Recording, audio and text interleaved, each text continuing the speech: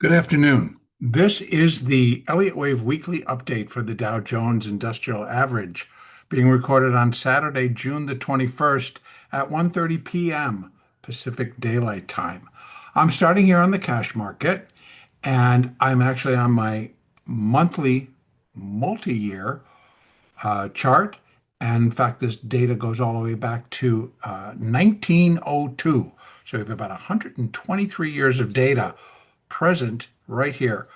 And so I'm going to start just with this picture, if you're new, and then I'm starting right from my largest picture that I have, which is the Grand Supercycle. Grand Supercycle is in the dark blue, Supercycle in the sky blue, Cycle in the brick red, and then primary degree in the green, intermediate degree is yellow, minor degree is the orange bronzy color, or saddle brown, I think they call it. And then inside of that, minute is the whitish gray, and my minuet is magenta, and we'll see those in just a moment. So what we're working on is the completion of a cycle third wave. That cycle third wave began back in 1949. So it's been a long term in the making. And so within cycle wave three, we have five waves of primary degree, of which one, two, three, and four are complete. So we're in primary wave five. Up to complete this cycle three, within primary five, we will be looking for five waves of intermediate degree, and I'm going to bring this down to my 5-year chart. And we have one, two, there's three, there's four, intermediate four. So we're within intermediate wave five of primary wave five of cycle wave three. Within intermediate wave five, we have five waves of minor degree, of which one, two, three, and four are complete. So we're in minor wave five of intermediate wave five of primary wave five of cycle three. I know I'm being repetitive here, but that's what Elliott wave, they're building blocks. So, and then within minor wave five, we will have five waves of minute degree, of which one, two, and three, and four are complete there. So, not to repeat myself again, but we are in this last final minute fifth wave up, and it'll complete minute five, minor five, intermediate five, primary five, and cycle three.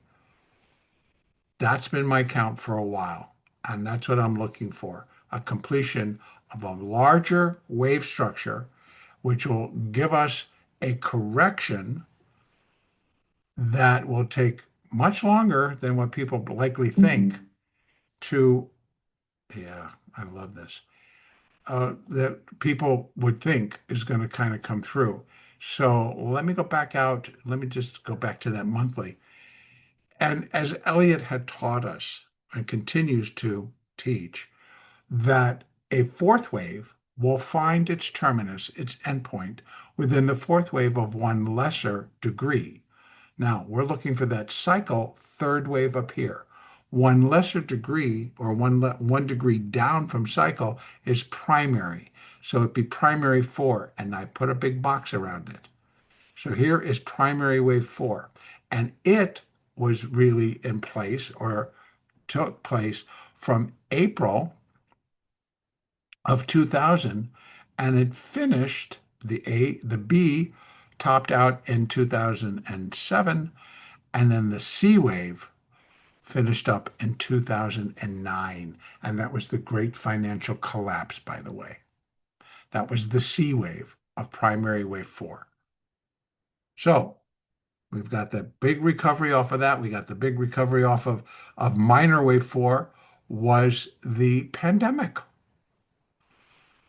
Intermediate wave four was the interest rates being jacked up and being raised and raised and raised and raised to get control of inflation. Um, and so we just got to follow the bouncing market, so to speak. So all the fourth waves all come in at particularly times of when we thought, okay, this was a pretty severe drop. This was a pretty severe drop. This was, oh my God, the market's crashing. And this was the Great Depression. So we have, this was the crash of 1987, and I was trading that time on the floor. And I tell you, it felt like the world was coming to an end. It was pretty wild. It was pretty crazy, and it was a little bit unnerving. But look what, you can barely see it. And what did we do? We, this low was 1,635. We're trading at 42,000. We've been as high as 45,000. If we thought the world was ending there, what do we think here? It's just going to be a correction. We remain in a very long-term bullish cycle. The grand super cycle wave 3 is still in motion. The super cycle wave 3 is still in motion. So to get to that super cycle wave 3, we've got to finish cycle 3, put in a 4, and then do a cycle 5 back up to finish super cycle wave 3. And then do another super cycle wave 4, super cycle wave 5 back up to finish grand super cycle wave 3. So there's still plenty of upside. But in between, we're going to have some very large consolidation, periods of consolidation. And what's going to trigger it can be all kinds of things. Right now, what are we looking at? We're looking for the start of a cycle fourth wave. What are we dealing with on geopolitical stage right now? Think about it.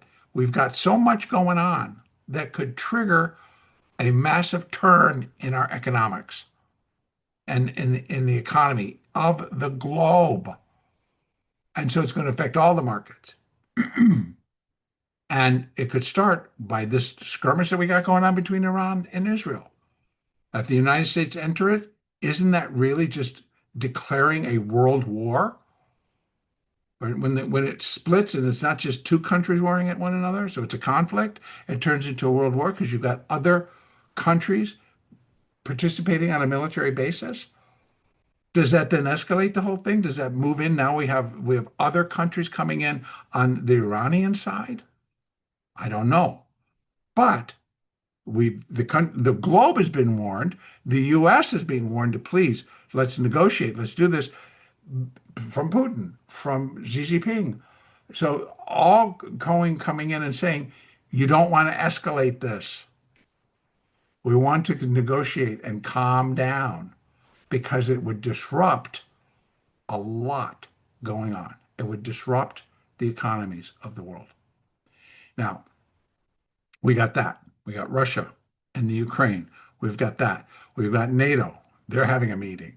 We've got Trump saying, I'm giving you 2 weeks to negotiate this thing down before he makes his decision. Am I going to participate? We're going to go in and take out the leader of Iran, or we're going to go in there and take out their nuclear capabilities. It could escalate. What else do we have? Well, we got a tariff war. We got trade wars with just about everything on the globe. Are they still active? Yes. What's going to be the fallout from that? We don't know yet. Still working on that one. We got one side saying, not going to affect us. It's all going to be great. We've got this tax bill. We've got this budget that needs to be passed through the Senate and then signed into law. That thing's got to move through. What's that going to do? We've got downgrades of the United States credit. Has been downgraded by 3 of the major agencies. What's that going to do? We're starting to feel that. You're starting to see the bond market not necessarily continue to rise, which would say that yields are going down. The bonds are falling. Yields are going up. So we have a lot going on. But yet, we need to still rally. So let's start to break this down. So the monthly chart shows that we're not done with primary wave 5. We're not done with minor wave 5. We're not done with intermediate wave 5. So I may come down to my 5-year. So then we got the 3 and the 4. Here is intermediate wave 5. And here we have minor 1, 2, 3, and 4. That minor 4 just finished in April of this year.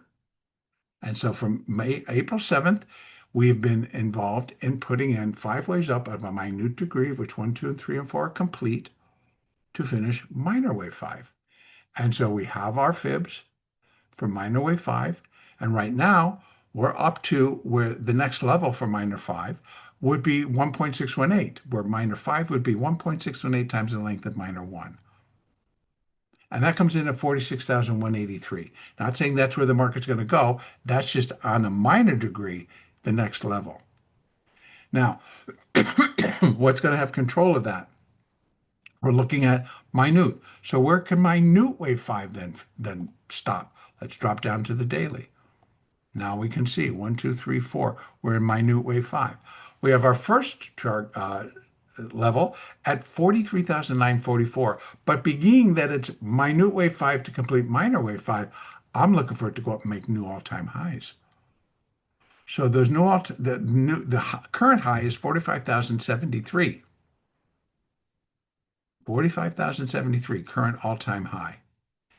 But if minute wave 5 comes in, as is most common, the 100% level, where 5 equals 1. Well, 1 was pretty big. So wave 5 projects up to 45,552, new all-time high. And if that gets there, it will complete minor 5. Everything will line up where we can get this minute fifth wave in. Because minute wave 5 will complete minor wave 5, will complete intermediate wave 5, will complete all the way down the line, all the way up the line, I should say. So above that, we have one more calculation where minute wave 5 would be 1.618 times the length of minute wave 1. That has to be really good news, by the way, for it to get up there. And that's 48,152. These are just Fibonacci levels. They're technical. They're mathematical.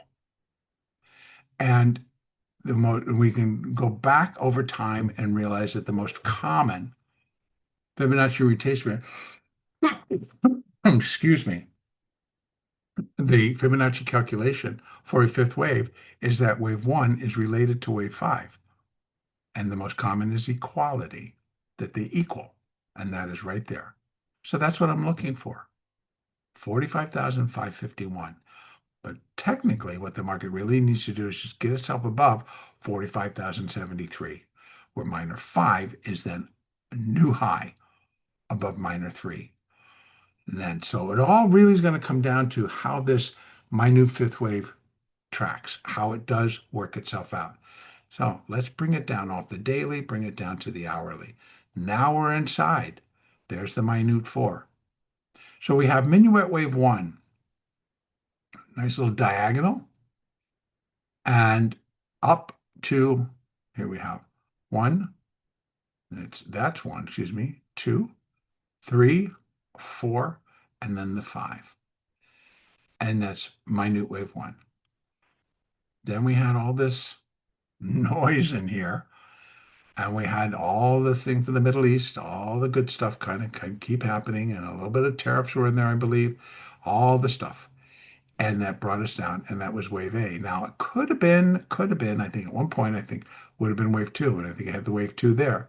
And that would have been wave 1 of 3. And then we got into this hassle between Iran and Israel. So wave 2 extends. So that's A of 2, B of 2, and we're in wave C. And now we have 1, 2 coming down in the third. You see, it's a little bit funky there. But here, let's see where it goes. Wave 3 would be 100% of wave 1 at 41,934. If it comes down further, which I believe it will, the C wave would be 100% of the A wave at 41,670. I think it gets in between there. And if wave 3 decides to do a little bit stronger of a push, then it's 41,573. So it's not too bad. It's about 700 points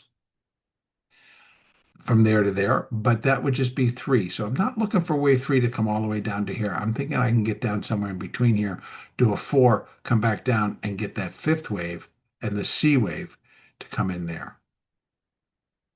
And I'll be able to put in more fibs once we start getting into here. I also think that the market now builds towards the June 30th expiration, the quarterly expiration. And that's where we have a lot of activity going in the SPX. It will affect the Dow, It will affect the NASDAQ. It will affect all the markets. But I think that we still have some downside to put in just on a technical basis, and it likely will be provided as we work towards that June 30th expiration, where we see JP Morgan flip their collar, flip that long-term hedge that they put on once a quarter, and they shift it once a quarter. So it's an ongoing thing. It's for a big hedge fund that they have. So that in mind, I think the Dow just placed lower, comes in, puts this low of Minuet Wave 2 in place, probably right around June the 30th or thereabouts, and then we can begin this third wave. Now that's provided, now at the same time, the situation in the Middle East needs to kind of smooth out a little bit here. The firing of missiles needs to kind of come to a close.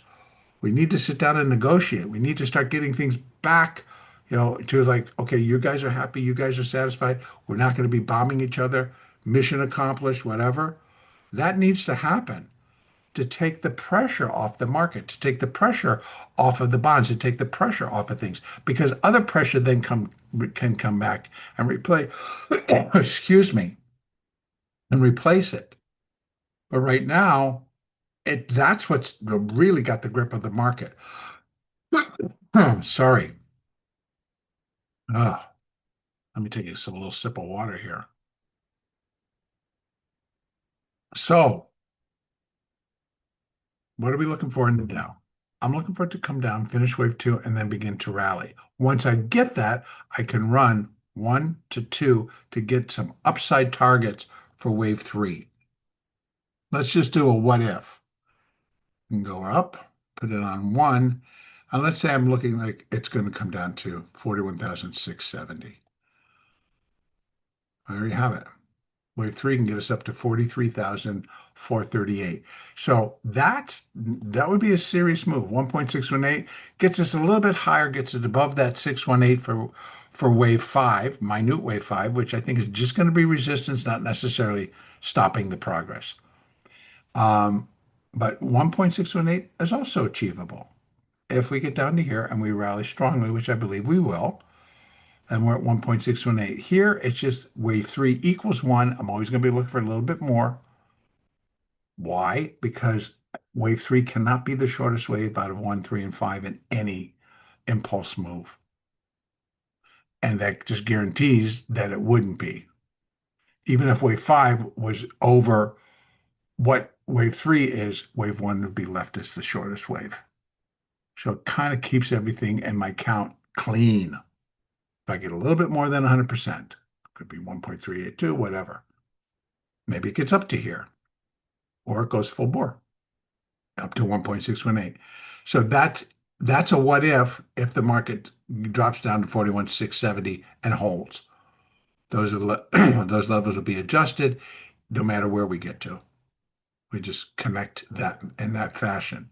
So I'm going to take those off. So we're looking for a good size move, at least to here, if not above, to 44,000. Get us, you know, three-quarters of the way to new all-time highs. And then I'm just looking for a four and then get that five, and that should give us what we need to get up into here. All right, that's the cash. Let's go over and take a look at the futures market. Hmm. Here we have it. Let me just go out to my daily so we can see where we're coming from. There's the minor four. 1, 2, 3, 4. And that was on May the 23rd was the minute fourth wave. And so from that point, we've been rising up in that minute fifth wave. And I'm going to drop this down to the hourly. And what we can see is that same. There's minute four, wave one, triangle pattern up to June 11th. So minuet wave one completed, ABC down. I thought that could be two. Nope, we decided to go have a little bit of a war.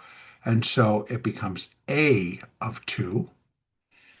And then, and get this, here's the kicker for the futures market.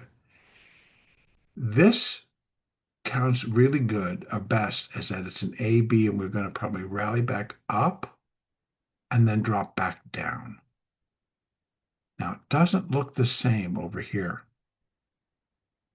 This is where, similar to what the NASDAQ's doing, doesn't look the same, but it could be. So this could be A, B, and we come back up in a C wave to finish the B wave, and then we come back down. So these all could change. Right now, makes it a little bit more difficult. So I've got both sides kind of going here. If we're going to rise up, we could rise up to 40. We could still continue to rally. We got 42,692. We have 42,857. It would just be getting above that high A, B, and put in a C because this could be one. See, it gets a little hairy carry because this ends up being like a 3. So it's kind of a little bit in the futures, a little bit confusing. And so if I had to keep it together, I'd say that if that was A and this was B, and then what could this be? 1, ABC, 2, 3, strange 4. Is it putting in a diagonal? Doesn't look like it. So again, not a pretty picture. I've even dropped it down and put it into, no, that's wrong. This one. And put it into a line chart, and you can see it's 3, 3, 5.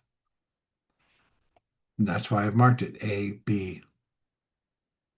Now this is 3. This is 5, 3, 5. And then we get this crazy A wave and a B wave. And I think we need to go up and finish a C wave. And the Dow could do it. The Dow finished up on Friday. S&P and the NASDAQ were lower.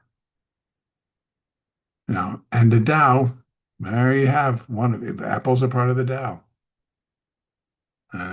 Helped prop it up. So we'll see. We'll see how this kind of comes through because it could be a weird pattern. It could be A or 1, 2, 3, 4, and it somehow is diagonaling down. And then we just go from here and we come back down into here. We're going to have to wait and see, but it does a little bit of a quagmire there. And so I went over this, I looked at it, I put it in different formats, and it just still comes out the same. And it's too hard to start to even count this as 1, 2, because this is like 1, 2, 3, 4. Nope. Look how high it got. And even when I brought it down, it's just too high. So this whole noise in here really kind of just got it off. But it might just be this. And because this could be a 3. And so that could be, if we're looking for wave 1, 2, 3, I don't know what this is. It's just really hard. If somebody else has an idea, please put it in the comments. Let's talk. Because I've been kind of going through what my possibilities are, and then you have to apply the rules. And so that makes it a little bit more difficult. That's what kept it in an ABC. And this would be a C wave. Now, C wave could fail, all kinds of things. And then we just come back down in the larger. We put the B, and we come back down in the larger. We'll see. We'll see. Because I am still looking for that C wave down. And because otherwise, it's got to be A, B, and this is the C. And then and this is 1, and then we have 2, and we rally. Same factor. We still have those same levels. They might be a little bit different, to be honest with you. If I got A, B, C, if I'm going to do, so then I would have to go from here to here to here. And you can see you still got the same 44,000. Above the 618, we're wave 3. We're looking for a little bit more. Not necessarily looking for it to get all the way up there, but it could. And then you're in your new high territory. For wave 3, come down into 4, and then still manage to get up into here. And a 5 to reach minute wave 5. So that's possible. Still not sure how I would count this, but if I had to, I'd call this the 5, excuse me, the C, and this is starting on the rally phase all over again. So this, minute wave 2, and we're in minute wave 3, and we already have a target. Could be. It could be.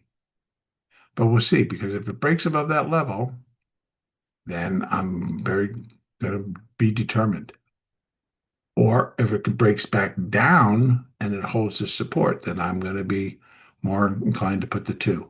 Still leaving this like, I don't know. So, but I'm going to show you both sides. And this is the difficulty between the cash and the futures market, because the futures market trades longer, trades more time to do all this crazy stuff. This was all overnight, right? Then we reopened and we fell. This was, I think, still, this was the 17th. This was the 18th. Yeah, it was crazy. 19th in Globex. Now here's Globex. Hey, this is Globex too. And then day off, Globex. So none of this was showing in the futures. I mean, in the cash. So cash reopened right there. Right there. Into this bar. This is the cash reopening. So, whew, it's crazy. But we're going to have to wait and see how this all goes out.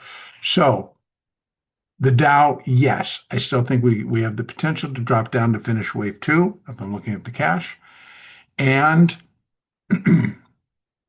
get ourselves back up and make new all-time highs to finish the whole sequence. We just got to get through this little bit of difficult mismatch between the cash and the futures market. But I am going to leave it there. So I'm giving you the upside targets. I got downside targets, and that's as best as I can do right now. We got to let the market tell us what is happening in the Dow. A little bit crazy. All right, that's where I'm going to complete this. The next update will be next week.